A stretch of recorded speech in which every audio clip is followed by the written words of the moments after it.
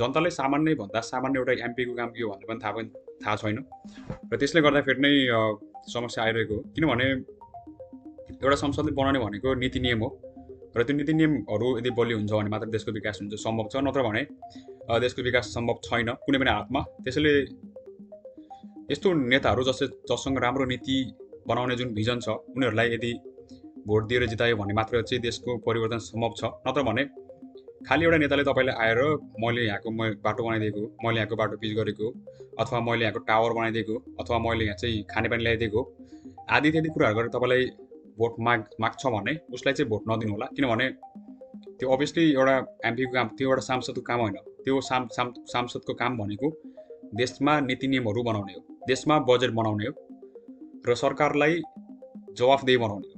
यदि सरकार आफ्नो ट्र्याकभन्दा बाहिर जान्छ भने उसलाई चाहिँ जवाफदेही बनाउने काम भनेको एउटा सांसदको हो।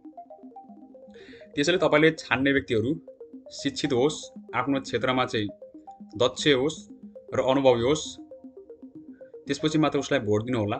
खालि एउटा राजनीतिक पार्टीप्रतिको आस्थाको भरमा तपाईँले यदि कुनै व्यक्तिलाई भोट दिएर जिताउनुहुन्छ भने त्यो व्यक्तिले देश विकासको लागि त्यो तहको नीति बनाउन सक्दैन। त्यसैले नीति बनाउनु छ भने यदि राम्रो नीति बनाउन सक्ने नेतालाई नै भोट दिनुपर्छ। हामीलाई आर्थिक क्षेत्रको नीति बनाउन जरुरी छ, हामीलाई शैक्षिक क्षेत्रको नीति बनाउन जरुरी छ, हामीलाई रोजगारीको क्षेत्रमा त्यस्तै खालको नीति बनाउन जरुरी छ, हामीलाई वातावरणको संरक्षणको लागि त्यस्तै खालको नीति बनाउन जरुरी छ, हामीलाई विभिन्न प्रोजेक्टसँग सम्बन्धित नीति नियमहरू बनाउनु छ, हामीलाई विभिन्न किसिमका खोज अनुसन्धानसँग सम्बन्धित नीति नियमहरू बनाउनु पर्नेछ, हामीलाई अन्तर्राष्ट्रिय सम्बन्धको बारेमा नीति नियमहरू बनाउनु पर्नेछ र विभिन्न नीतिहरू बनाउने काम भनेको जुवा खेलेको जस्तो होइन, जहाँ चाहिँ हामीले जस्ता पनि व्यक्तिहरूलाई सांसदमा पठाउने छौँ।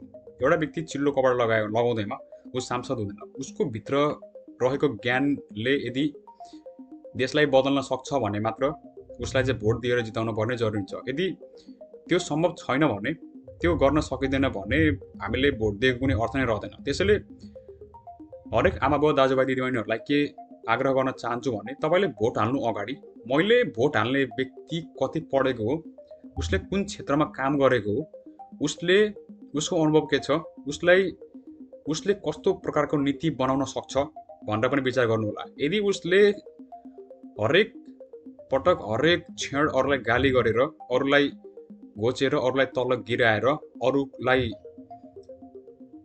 अरूलाई चाहिँ तल झारेर आफू माथि पुग्ने तरिकाले आलोचना गरिरहन्छ भने त्यो व्यक्तिले कस्तो खालको नीति बनाउँछ होला त्यो आफै बुझ्नु होला। त्यसैले मैले विकास गरेँ भनेर भोट माग्ने प्रवृत्तिका नेताहरूलाई भोट नदिनु होला। धन्यवाद।